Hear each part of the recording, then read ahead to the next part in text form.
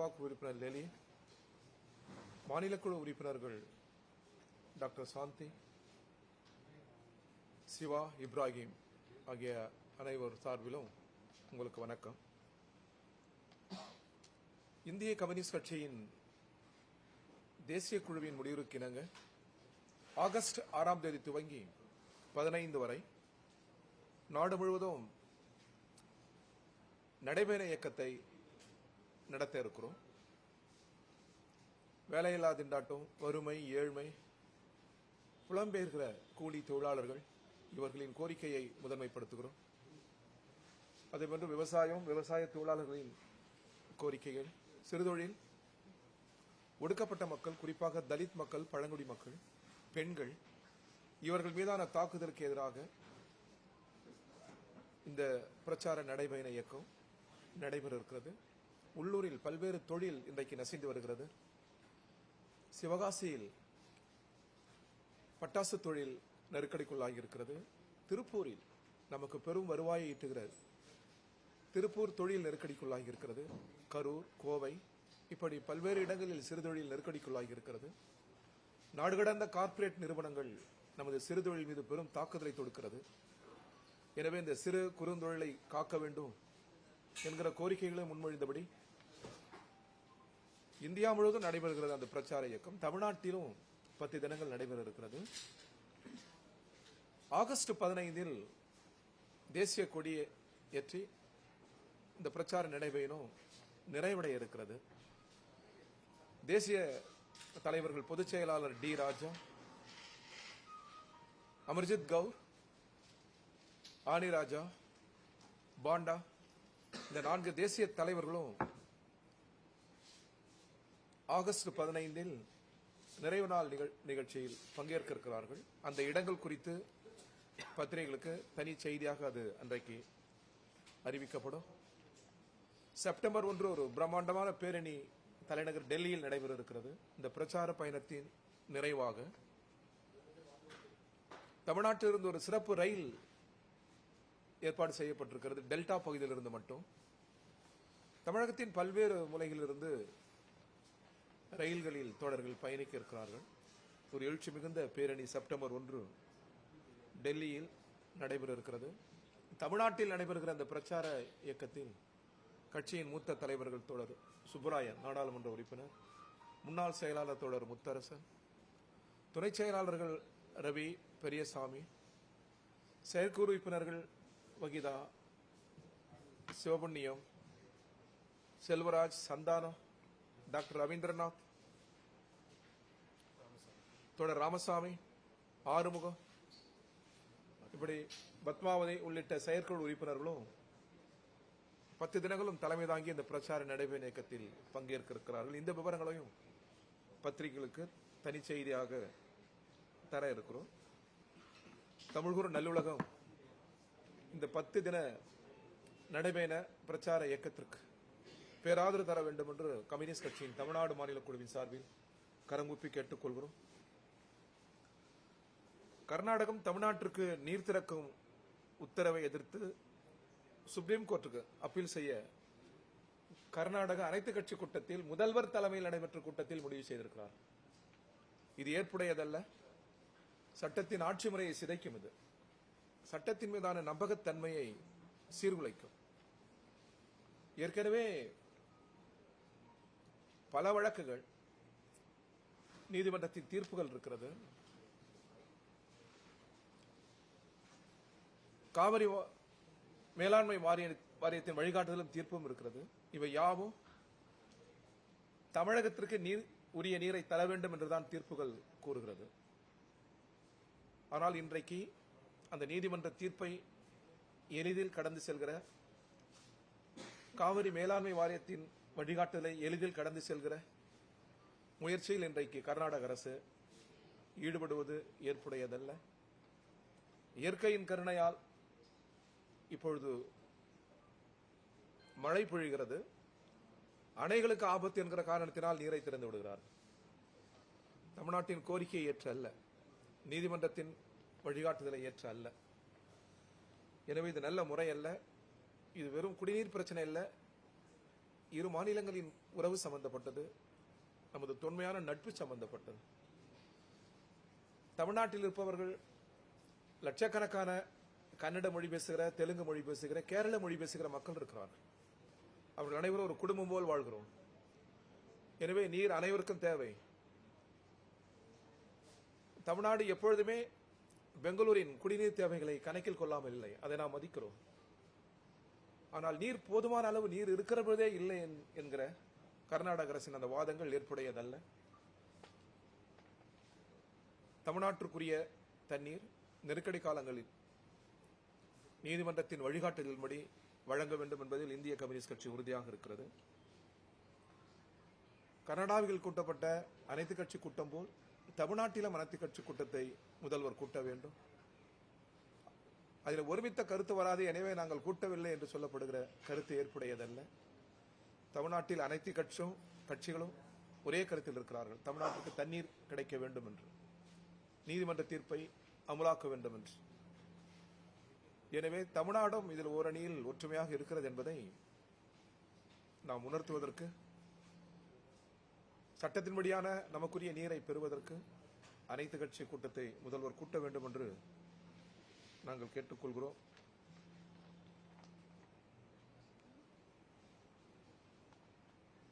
வேற ஏதாவது நீங்க கேள்வி கேட்கலாம்.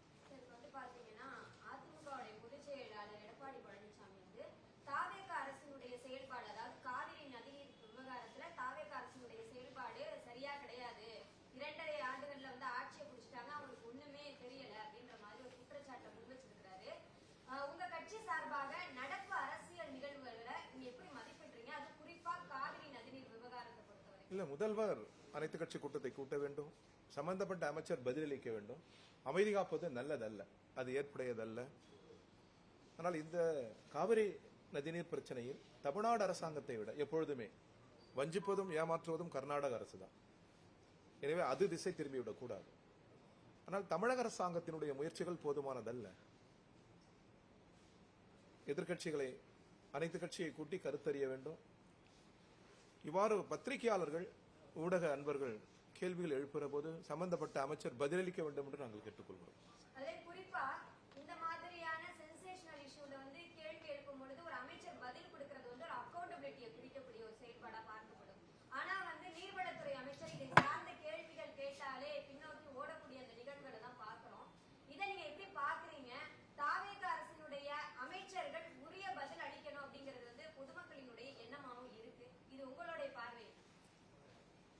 அது முறையானது, சட்டப்படியானது.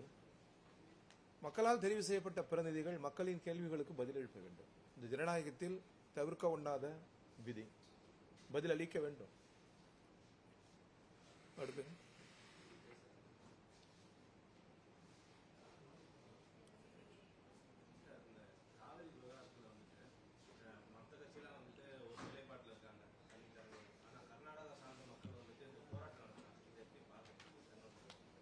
இல்ல, நம்மளும் போராட்டம் நடத்துறோம். நம்ம தேவைக்காக போராட்டம் நடத்துறோம். அங்கு தேவை அளவுக்கு அதிகமாகவே இருக்கிறது.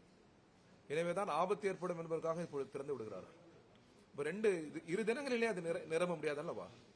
அப்ப நீங்கள் ஏற்கனவே 10 தினங்கள் 20 தினங்களுக்கு முன்னால் சொன்னது அத்தனையும் பொய். எனவே இதுபோல் விஷயங்களில் கர்நாடக அரசு பொய் சொல்லக்கூடாது. இங்க தண்ணீருக்காக இயங்குவது சொந்த சகோதரர்கள். நாம் தண்ணீர் கேட்பது நம்முடைய சொந்த சகோதரிடம். எனவே இயற்கை யாருக்கும் சொந்தமல்ல என்று சொன்னது மிக நியாயம். மார்க்ஸ் சொன்னது அது. இயற்கை யாருக்கும் சொந்தமல்ல, அடுத்தடுத்த தலைமுறைக்கானது என்றார். இதை பாதுகாத்து அடுத்தடுத்த தலைமுறைக்கு கைமாற்ற வேண்டும் என்று மார்க்ஸ் சொன்ன வார்த்தை. பரவாயில்ல, நல்ல வார்த்தையை சொல்லியிருக்கிறார் கர்நாடக அமைச்சர். யாருக்கும் சொந்தமல்ல என்றால் இப்ப நீரை பகிர்ந்து கொடுங்கள், சட்டப்படி நடந்து கொள்ளுங்கள். இதைதான் கர்நாடக அரசுக்கு நாங்கள் வலியுறுத்துகிறோம். காவேரி விவகாரம், மேகதாது, அதை பத்தி எதுவுமே பேசல. தொகுதி மறுவரையில யாரு ஏதாவது பாஜக அரசுக்கு அரசியல் உங்க எட்டப்பர்கள் பேசிட்டு போறாரு. தேசிய அளவில் நீங்க கூட்டணியில் இருக்கீங்க, கர்நாடகாவில் காங்கிரஸ் ஆட்சியில் இருக்கு. ஏன் இந்த விவகாரம் கொடுத்து காங்கிரஸ் தேசிய தலைமை பேசணும்? நீங்க ஒரு காங்கிரஸ் தலைவரை கேட்டீங்கன்னா முழு விவரங்கள் அவங்களுக்கு அளிப்பாங்க. ஆனாலும் கூட அவர் சொன்னதுல ஒரு நல்ல அரசியல் இருக்கிறது. பிஜேபி எதன் பொருட்டும் ஆதரித்து விடக்கூடாது. பிஜேபி அரசியல் சாசன நெறிகளை மீறுகிறது. நாடாளுமன்ற ஜனநாயகத்தை நெருக்கடிக்குள்ளாக்குகிறது, மதச்சார்பின்மையை சிதைக்கிறது. உலகத்தில் வேற எந்த நாட்டிலே நிலவாத ஒற்றுமை இருக்கிறது அல்லவா? இந்து, முஸ்லிம், இஸ்லாமியர், கிறிஸ்தவர் என்று நாம் கூடி வாழ்கிற அந்த கூட்டு செய்வுக்கு நெருக்கடியை தருகிறது. எனவே எதன் பொருட்டும் பிஜேபியை ஆதரித்து விடக்கூடாது என்கிற அந்த கருத்தில் எங்களுக்கு உடன்பாடு உண்டு. மற்ற விஷயங்களை நீங்கள் அவர் குறித்து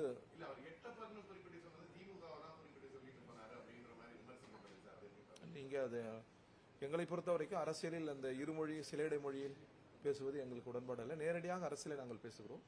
இது நீங்கள் காங்கிரஸ் தலைவர்களை கேள்வி கேட்கிறது. ராகுல் காந்தி சொன்ன கேள்விக்கு என்ன கேட்கிறேன்னா, இப்ப ராகுல் காந்தி வந்து கர்நாடகத்தில் ஆளுகின்ற கட்சி காங்கிரஸ் கட்சி, இங்க இருக்கக்கூடிய அரசுக்கு காங்கிரஸ் வந்து கூட்டணி இருக்காங்க, கூட்டணி ஆட்சி தான் நடந்துருக்கு. சோ ராகுல் காந்தி தலையிட்டா அதுக்கு ஒரு சுமூகமான ஒரு தீர்வு கிடைக்கும் அப்படின்றத நம்புறாங்க. சோ அன்புமணியும் தொடர்ச்சியா இதைத்தான் சொல்லிட்டு இருக்கிறார். சோ அத மாதிரி நீங்க தான் வலியுறுத்துறீங்க. எங்களை பொறுத்த வரைக்கும் ரெண்டு பேரும் சும்மா பேசி ஒரு நல்ல முடிவு எட்டப்படுறதுக்கான எங்களை பொறுத்த வரைக்கும் பேசி சுமூகம் இவர் சொன்னால் நடந்துவிடும் என்பதெல்லாம் அல்ல. சட்டத்துக்கு மேல் உயரம் யாரும் அல்ல. சட்டத்தின் ஆட்சி முறை நிலவுகிற நாட்டில் சட்டத்துக்கு கீழ்தான் மாண்புமிகு ராஜீவ்காந்தி ஆகட்டும், மாண்புமிகு பிரதமர் ஆகட்டும், சட்டம் ராகுல் காந்தி ஆகட்டும், சட்டம் யாவற்றுக்கும் மேலானது.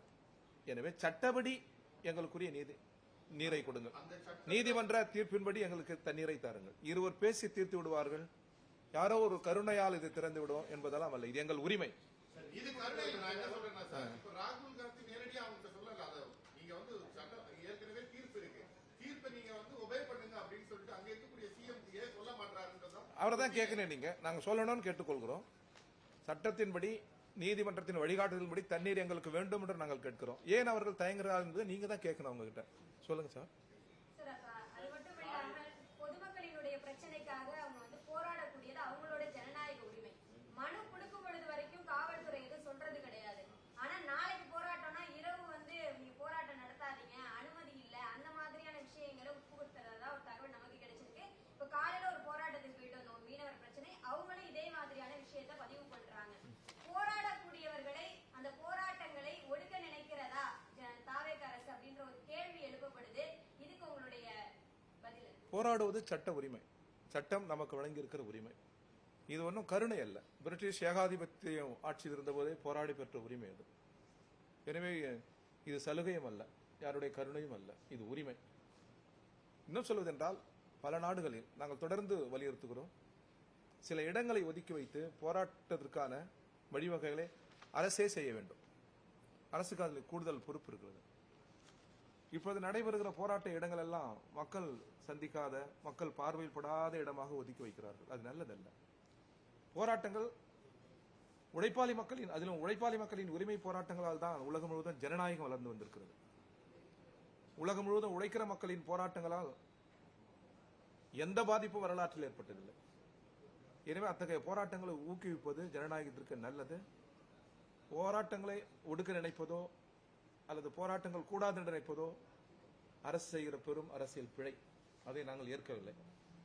அடுத்து காவேரி மேலாண்மை உச்சநீதிமன்றத்துடைய இறுதி தீர்ப்பு அடிப்படையில் காவேரி மேலாண்மை அமைச்சா அவங்க சொல்ற இறுதி தீர்ப்பு சரியாச்சு. நடுவில் மேகதாதுக்கு தனியா ஒரு தீர்ப்பாயம் அமைக்கணும்னு சொல்ற திமுக கருத்தை சிபிஐ ஏற்கிறார். மேகதாது அணை கட்டப்படக்கூடாது, கட்ட முடியாது, கட்டக்கூடாது, கட்ட முடியாது. அது சட்ட விரோதம். அது சட்டத்தை சிதைப்பது. அதில் இந்திய கம்யூனிஸ்ட் கட்சி ஆழமாக இருக்கிறது. காவிரி நதிநீர் பிரச்சனை சம்பந்தமாக ஏற்கனவே நீதிமன்றம் என்ன தீர்ப்பு வழங்கியிருக்கிறதோ அந்த தீர்ப்பை அமலாக்க வேண்டும். இன்னொரு முறை பேசுவது, பெரும் தலைவர்கள் பேசினால் பிரச்சனை தீர்ந்துவிடும் என்பதெல்லாம் திசை திருப்புவது. எங்களுக்கு சட்டப்படியான நீரை கொடுங்கள். நாங்கள் நீர் பிடிப்பு பகுதியில் வாழவில்லை. தமிழ்நாடு நீருக்கு இயங்குகிற மாநிலம். கேரளா போல், ஆந்திரா போல், கர்நாடகம் போல் நீர்பிடிப்பு மாநிலம் அல்ல தமிழ்நாடு. டெல்டா, அது தமிழ்நாட்டின் உயிர். எனவே காவிரி எங்கள் உயிர். காவிரியை யாரும் அணை போட்டு தடுக்க முடியாது. தடுத்தா என்ன ஆகும்? தடுத்து பாருங்களேன்.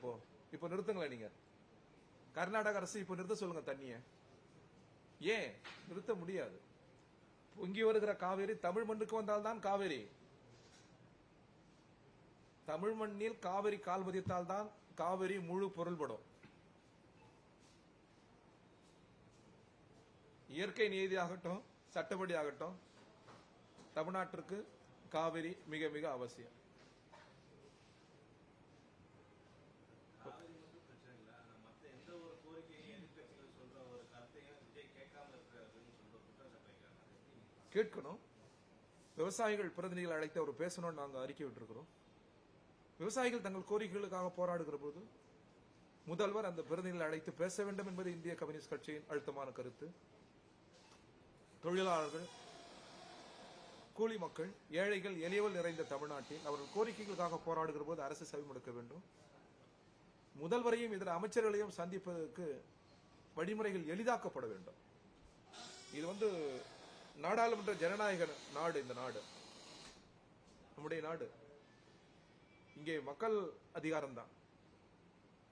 எனவே தங்களால் தெரிவு செய்யப்பட்ட தங்கள் பிரதிநிதிகளை பார்ப்பதற்கு அதிகார வர்க்கத்தின் தடைகள் கூடாது, எளிதாக்கப்பட வேண்டும் என்பது கம்யூனிஸ்ட் கட்சியின் நீண்ட நெடுங்கால் கோரிக்கை. அதில் நாங்கள் உறுதியாக இருக்கோம். இப்போ இருக்கக்கூடிய அமைச்சர்களை பார்க்கிறது கடினம் அப்படின்னு சொல்லலாம். சில நேரங்களில் சில அமைச்சர்களை பார்க்கிறார்கள், பல நேரங்கள் நான் சொல்வது முதல்வரை. அமைச்சர்கள் பலரும் பார்க்கறாங்க, கோரிக்கைகளை கொடுக்கறாங்க, நம்ம பத்திரிகைகளை பார்க்கிறோம். முதல்வர் சந்திக்கணும். முதல்வர் சென்று சில இடங்களை பார்ப்பது, ஆய்வு செய்வது என்பது வேறு. முதல்வரே பிரதிநிதிகளை அழைத்து பார்த்து பேச வேண்டும். டாக்டர் கலைஞர் அவ்வாறு செய்வார். முன்னாள் நமது நினைவில் வாழ்கிற எம்ஜிஆர் அதை செய்வார். முன்னால் இருந்த அமைச்சர்கள், முதலமைச்சர்கள் பலரும் பிரதிநிதிகளை அழைத்து பேசுவார்கள். அது ஜனநாயகத்திற்கு மிக மிக அவசியம், நல்லதும் கூட. அதை தமிழக முதல்வர் கடைபிடிக்க வேண்டும் என்று நாங்கள் கேட்டுக்கொள்கிறோம். சார், மறைமுகமா பாத்தீங்கன்னா கரண்ட் பில் ஏற்றிருக்காங்க. முந்தைய இப்ப பாத்தீங்கன்னா எல்லாத்துலயும் ஜாஸ்தி. இப்ப 500 ரூபாய் கட்டுறவங்களுக்கு 2500 ரூபாய் கட்டுறாங்க, 5000 கட்டுறவங்க 18000 ரூபாய் கட்டுறாங்க. அது மறைமுகமா ஏற்றப்பட்டதுன்னு சொல்றாங்க. அது இப்ப யூனிட் பார்த்தா கணக்கு பண்ணி பார்த்தா ரொம்ப கம்மியா வருது, ஆனா அதிகமா காசு கட்டணும் அப்படின்னு சொல்லி ஒரு பிரச்சனை போயிட்டு இருக்கு. ஆனா அது துறையா இருக்குன்னு கேட்டா இல்ல அப்படின்னா நிறுத்தல அப்படின்னு சொல்றாங்க மினிஸ்டர். ஆமாங்க, அது நிர்வாக குளறுபடி மட்டுமல்ல, மேலிருந்து கீழ் வரை மின்துறையில் ஆய்வுகள் தேவைப்படுகிறது, ஒழுங்கமைப்புகள் தேவைப்படுகிறது. எளிய மக்கள் எதன் பொருட்டும் பாதித்து விடக்கூடாது. நான் வாழ்கிற எங்கள் வீட்டுக்கு அருகில் கூட சாதாரண ஜனங்கள் அதிகமாக, வழக்கத்திற்கு மாறாக அதிகமாக மின்கட்டணம்,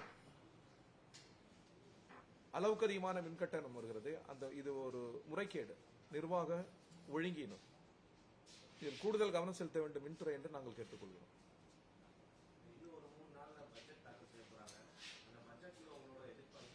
பட்ஜெட் அமர்யா சென் சொன்னது போல பட்ஜெட் உயர்ந்த கட்டிடங்களை அளவுகளாக வைக்கக்கூடாது, உலக வங்கி சொல்வதற்கு செவிமடுக்கக்கூடாது. அமர்யா சென் சொன்னது போன்று ஒட்டிய வயிறு, குழிவிழுந்த கன்னங்களை கருத்தில் கொள்ள வேண்டும். உழைக்கிறவர்கள், ஏழைகள், எளியவர்களுக்கு அருகில் நின்று பட்ஜெட் பேச வேண்டும். அப்படின்னா பட்ஜெட்டுக்கு முன்னால் அறிஞர்களை, அதிகாரிகளை கலந்து ஆலோசிப்பது என்பது வேறு. ஆனால் எளிய மக்களை அடையாளப்படுத்துகிற தொழிலாளர்களை, விவசாயிகளை, கூலி மக்களை அடையாளப்படுத்துகிற பிரதிநிதிகளை அழைத்தும் கருத்து கேட்க வேண்டும். அறிஞர்களுக்கு இல்லாத நல்லறிவும் அனுபவ அறிவும் வாழ்நாளெல்லாம் அந்த உழைக்கும் மக்களுக்காக போராடுகிற அமைப்புகளுக்கு இருக்கும், அதன் தலைவர்களுக்கு இருக்கும். அங்கேயும் கருத்தறிய வேண்டும் என்று நாங்கள் கேட்டுக்கொள்கிறோம். ஓகேவா?